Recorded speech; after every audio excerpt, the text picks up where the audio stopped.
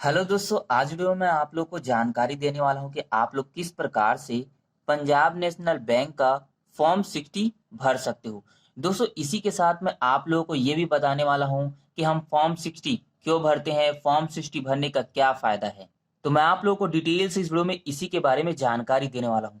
दोस्तों, अगर आप लोग अभी तक चैनल में नए हैं तो चैनल को सब्सक्राइब कीजिए और बेल आइकन को जरूर दबाएं ताकि ऐसी बैंकिंग संबंधित जानकारी आप लोगों को मिल सके। तो वीडियो को शुरू करते हैं। दोस्तों, फॉर्म 60 भरने से पहले आप लोगों को कुछ बातों का ध्यान रखना है। जब भी आप लोग इस फॉर्म को भरोगे उसे काले या फिर नीले रंग के पेन से आप लोगों को भरना है और इसे आप लोगों को कैपिटल लेटर बड़ी एबीसीडी में भरना होगा। पॉइंट नंबर 2, दोस्तों, इस फॉर्म को भरने के साथ ही साथ मैं आप लोग को अन्य जानकारी देने वाला हूँ जो आप लोग को जानना बहुत जरूरी है। तो आप लोग वीडियो को अंत तक जरूर देखिएगा ताकि जो आप लोग का फॉर्म है वो रिजेक्ट ना हो। तो सबसे पहले दोस्तों, आप लोगों को यहाँ पर आ जाना है। नाम पर यहाँ पर आप लोगों को अपना नाम लिखना होगा। उसके बाद में यहाँ पर मिडिल नेम लिखना होगा। उसके बाद में यहाँ पर सरनेम लिखना होगा। यहाँ पर दोस्तों, अगर आप लोगों का नाम राजेश कुमार है तो आप लोगों को यहाँ पर राजेश लिखना होगा और यहाँ पर कुमार लिखना होगा। और कोई टाइटल है तो यहाँ पर आप लोगों को लिख देना है। उसके बाद दोस्तों, आप लोगों को यहाँ पॉइंट नंबर 2 पर आ जाना है। डेट ऑफ बर्थ पर यहाँ पर आप लोगों को अपना डेट ऑफ बर्थ जन्म तिथि लिखना होगा। इंपॉर्टेंट पॉइंट दोस्तों जो आप लोग को जानना बहुत जरूरी है। दोस्तों, जो भी आप लोग यहाँ पर डिटेल दोगे, लिखोगे, एज पर आधार लिखोगे, जो भी आधार कार्ड में डिटेल है वही आप लोगों को यहाँ पर जानकारी देना है। उसके बाद दोस्तों, आप लोगों को पॉइंट नंबर 3 पर आ जाना है। यहाँ पर आप लोगों को फादर नेम लिखने के लिए कहा गया है। दोस्तों, अगर आप लोग महिला हो और आप लोगों के आधार कार्ड में आपके पति का नाम है तो आप लोगों को यहाँ पर अपना पति का नाम लिखना होगा। इंपॉर्टेंट पॉइंट दोस्तों जो आप लोग को जानना बहुत जरूरी है। पॉइंट नंबर आप लोग यहाँ पर पढ़ सकते हो 4, 5, 6, 7। दोस्तों, मैंने इस पॉइंट को मैंने नहीं भरा है। यहाँ पर एड्रेस लिखने के लिए कहा गया है। दोस्तों, अगर आप लोगों के आधार कार्ड में ये जानकारी है, एड्रेस है, तो आप लोग लिख सकते हो। ऐसे इस बॉक्स को ऐसे ही छोड़ देना है। उसके बाद दोस्तों, आप लोगों को पॉइंट नंबर 8 पर आ जाना है। यहाँ पर आप लोगों को टाउन, डिस्ट्रिक्ट, स्टेट, राज्य का नाम आप लोगों को लिखना होगा और उसी के नीचे आप लोगों को अपना पिन कोड लिख देना है। आप लोगों के आधार कार्ड में दिया रहता है। ये सभी डिटेल भर लेने के बाद दोस्तों, आप लोगों को यहाँ पर पॉइंट नंबर 11 पर आ जाना है। आप लोगों को यहाँ पर अपना कॉन्टेक्ट नंबर, मोबाइल नंबर लिखना होगा। उसके बाद दोस्तों, आप लोगों को पॉइंट नंबर 12 पर आ जाना है। Amount of transaction. दोस्तों, मैं 50,000 रुपए बैंक में जमा करने वाला हूँ तो मैंने यहाँ पर 50,000 रुपए लिखा है। आप लोगों को जितना रुपए भी बैंक में जमा करना है यहाँ पर वो पैसा लिख देना है। इंपॉर्टेंट पॉइंट दोस्तों जो आप लोग को जानना बहुत जरूरी है। दोस्तों, फॉर्म नंबर 60 मैं इस वजह से भर रहा हूँ क्योंकि मैं 49,000 से अधिक बैंक में पैसा जमा करने वाला हूँ और मेरे पास में पैन कार्ड नहीं है। अगर आप लोगों के पास पैन कार्ड नहीं है और आप लोग 1 लाख रुपए, 1.5 लाख रुपए जमा करने वाले हो बैंक में तो आप लोगों को यहाँ पर फॉर्म 60 भरना होगा। पैसा लिख लेने के बाद दोस्तों, आप लोग को यहाँ पर पॉइंट नंबर 13 पर आ जाना है। यहाँ पर आप लोगों को डेट ऑफ ट्रांजेक्शन, जिस दिन आप लोग बैंक में पैसा जमा करोगे उस दिन का आप लोगों को यहाँ पर डेट लिखना होगा, तारीख लिखना होगा। उसके बाद दोस्तों, आप लोगों को यहाँ पर पॉइंट नंबर 15 पर आ जाना है। Mode of transaction. दोस्तों, आप लोगों से ये पूछा गया जो आप लोग बैंक में पैसा जमा करने वाले हो, कैश के माध्यम से जमा करने वाले हो या फिर चेक के माध्यम से जमा करने वाले हो या फिर अन्य माध्यम से।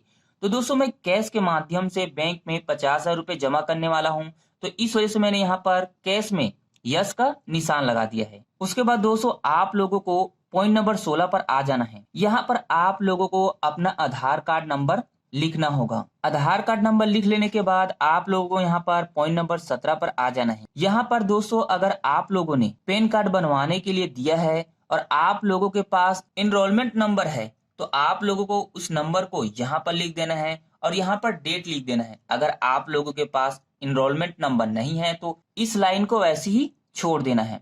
उसके बाद दोस्तों, आप लोगों को पॉइंट नंबर 18 पर आ जाना है।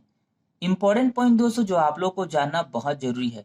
आप लोगों से यहाँ पर आप लोगों का इनकम के बारे में पूछा गया है कि आप लोगों का जो एग्रीकल्चर इनकम कितना रुपए होता है। तो दोस्तों, मैं एग्रीकल्चर से कुछ भी नहीं कमाता हूँ, फार्मिंग नहीं करता हूँ, इस वजह से मैंने यहाँ पर 0 लिखा है। अगर आप लोग फार्मर हो और आप लोग उससे कमाते हो तो यहाँ पर आप लोगों को उस पैसे को लिख देना है कि एक साल में आप लोग कितना रुपए कमाते हो। दोस्तों, यहाँ पर दूसरा ऑप्शन भी दिया गया है। मैं दूसरा कार्य करता हूँ, फार्मर नहीं हूँ और मैं सालाना 2 लाख रुपए कमाता हूँ, इस वजह से मैंने यहाँ पर 2 लाख रुपए लिखा हुआ है। उसके बाद दोस्तों आप लोगों को पॉइंट नंबर 19 और 20 पर आ जाना है।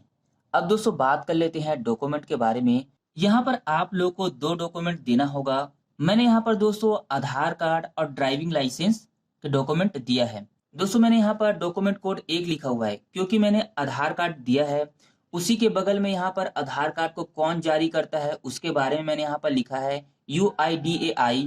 उसके बाद दोस्तों पॉइंट नंबर 20 पर मैंने डॉक्यूमेंट कोड 5 लिखा हुआ है क्योंकि मैं ड्राइविंग लाइसेंस देने वाला हूँ। यहाँ पर मैंने ड्राइविंग लाइसेंस का नंबर लिखा हुआ है और ड्राइविंग लाइसेंस को कौन जारी करता है, इशू करता है, उसका नाम यहाँ पर लिखा हुआ है। इंपॉर्टेंट पॉइंट दोस्तों, अगर आप लोग के पास ड्राइविंग लाइसेंस नहीं है और आप लोग वोटर ID कार्ड या पासपोर्ट देना चाहते हो तो उसका डॉक्यूमेंट कोड अगर आप लोग को जानना है तो इस वीडियो के नीचे डिस्क्रिप्शन बॉक्स में उसका लिंक दे दूंगा, आप लोग वहां पर जाके देख सकते हो। उसके बाद दोस्तों आप लोगों को नीचे आ जाना है। यहाँ पर आप लोग को अपना पूरा नाम लिखना होगा। नाम लिखने के बाद जिस दिन आप लोग इस फॉर्म को जमा करोगे बैंक में, उस दिन का आप लोगों को यहाँ पर डेट लिखना होगा, तारीख लिखना होगा। डेट लिख लेने के बाद दोस्तों आप लोगों को यहाँ पर प्लेस का, स्थान का नाम लिखना होगा। स्थान का नाम लिख लेने के बाद आप लोगों को यहाँ पर अंतिम में सिग्नेचर करना होगा, हस्ताक्षर करना होगा। अगर आप लोग अंगूठा लगाते हो तो आप लोगों को यहाँ पर अंगूठा लगाना होगा। तो दोस्तों मैंने आप लोगों को ऑलरेडी फॉर्म नंबर 60 के बारे में बता दिया है कि हम फॉर्म नंबर 60 क्यों भरते हैं। जैसे दोस्तों जब भी आप लोग बैंक में जाते हो और वहां पर अगर जरूरत होता है पैन कार्ड का, या फिर आप लोग FD करवाते हो, फिक्स डिपॉजिट करवाते हो, अगर आप लोगों से पैन कार्ड मांगा जाता है और अगर आप लोग के पास नहीं होता है तो आप लोगों से फॉर्म नंबर 60 भरवाया जाता है।